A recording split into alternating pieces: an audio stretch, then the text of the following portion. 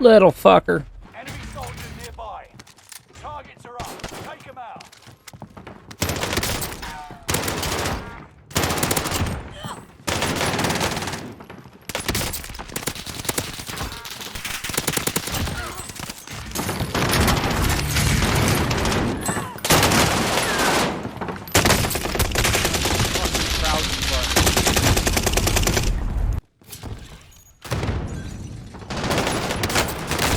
I just sports cat. If I ran into you in a random GB game, MW, you'd cry. Yo, bro, what? Yo, bro, what? The kid thinks he's really good. Enemy UAV active. Bro, it's only like my third game on. Enemy soldiers nearby. Wow, how do I not win that?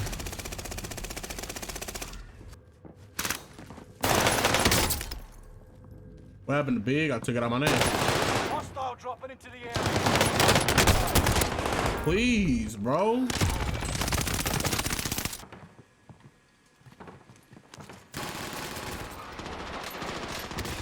Oh, why not Windows? Cartiier was taken.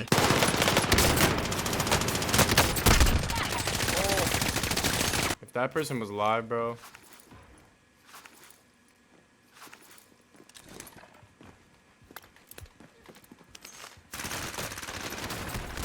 Woo! My aim is ass.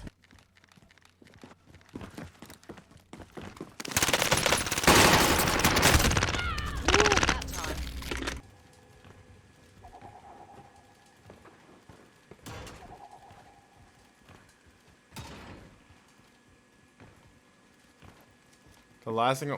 Oh! Good shot. Good shot. That kid's pretty good. He's so toxic. Bro, how do you know where I was, bro? Yeah, we've been going crazy on the tube, man.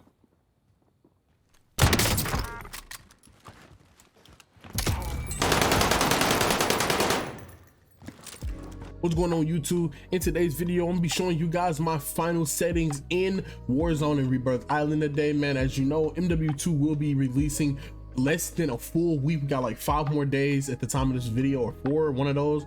But yeah, I'm gonna be showing you guys my settings, man. Graphics, controller, audio, everything. So no more talking, let's get right into it. So firstly, we're gonna start with our graphic settings here, man. I'm gonna show you guys. So my display mode is on full screen. This gives us the best latency and the best FPS that you can run, especially if you plan on a single PC setup, even a dual PC setup. Your display monitor, just have it on whatever monitor you have. This is my gaming monitor. This is just my secondary monitor that I use for like chat or whatever, or other things. Your display adapter, you want to have it on your graphics card. Now this is my my CPU, but obviously you don't want to do that. You want to use the better thing, which is the graphics card. I got a 3080 Ti, as you can tell. Next, your display resolution, you want to put it at whatever your monitor's resolution is. I have a 1440p monitor, so therefore I can run it at 2560 by 1440. Looks way better. Dynamic resolution off. Aspect ratio automatic. Make sure if you have VSync on, turn it off. Make sure you turn that off. Custom frame rate limit, I got mine set to unlimited. Brightness, this is determined on whatever your monitor is, your settings or whatever you want. Display gamma on 2.2, highlights off, and reflex low latency. This may depend on the PC, but in most cases you would like to keep this on just enabled, not plus boost. Honestly, I don't know too much about why you should have it on that. I just was told by plenty of people that does optimizations or whatever, just to keep this on enabled. So next, let's get into the quality. I play on 120 field of view. Obviously this is preferential. I do recommend using affected on whatever field of view you play, but that's just me. Camera movement, turn this to 50. Therefore, whenever like bombs blow up, a precision or something, your screen don't shake that much. It's really hard when you're in a gunfight as well. So make sure you turn it down to at least 50%. Render resolution, I prefer to keep this at 100.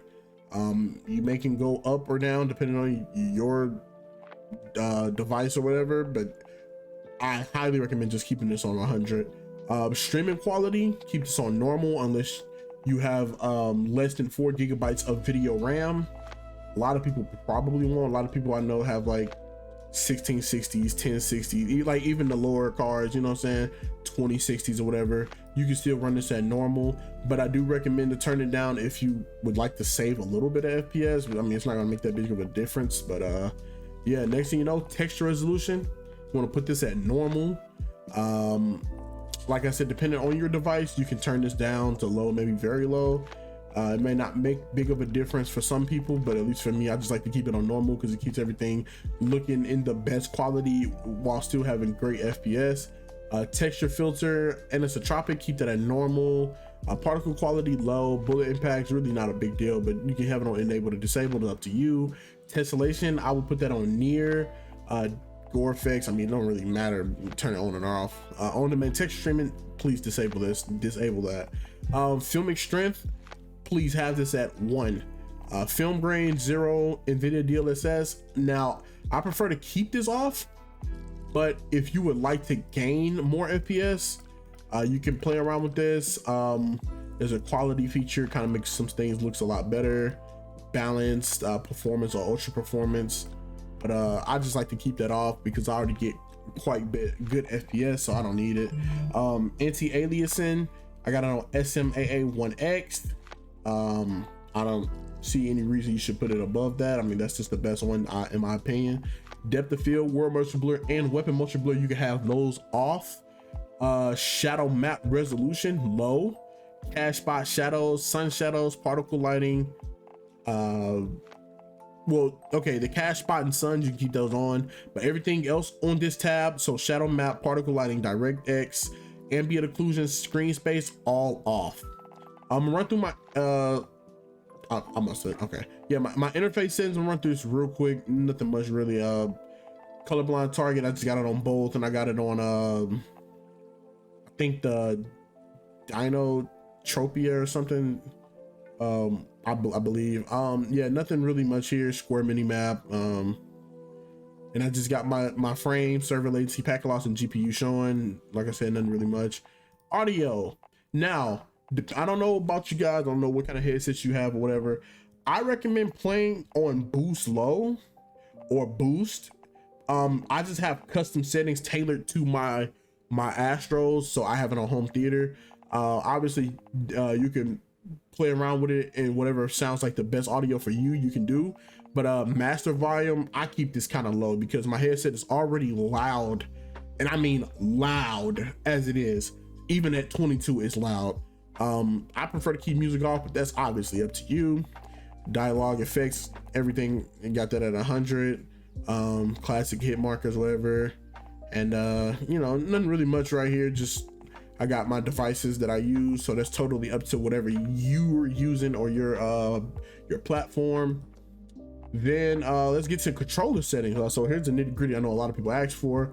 So I play tactical flip, but I also have a custom way that I play as well.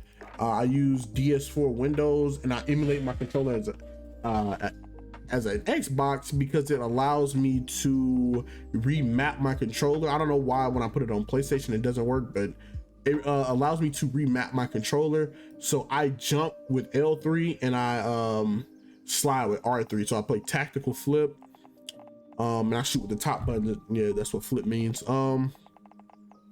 My input dead zone, I got a bit of stick drift, so this is, you play around with this depending on how much of your left stick drift is, but I put it on 0.8. My right stick also has stick drift as well, so I put that on 0.05, just to, you know, like I said, play around with it. Just so the input is a lot more snappier though, I put my max input at 0.80 for the left stick and 0.85 for the right stick, just a little bit more snappier and things like that. My horizontal and vertical is both at 10.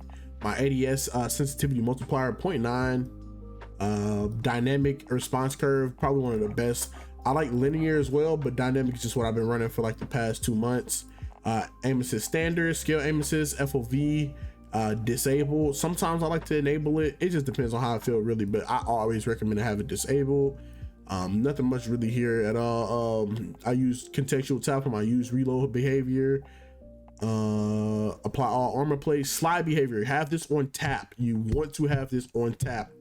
Also automatic sprint, you want to keep this at automatic tactical sprint. This is just, you could be a lot more aggressive while using this. Parachute redeploy is disabled, and here's just the other little settings. Just got this disabled. Double tap, disable, whatever. But yeah, man, so those are the settings that I used in today's video. And hey man, MW2 is literally around the corner, can't wait. So yeah man, I'm gonna go ahead and catch you guys in the next one. I appreciate you for watching this video, and thank you.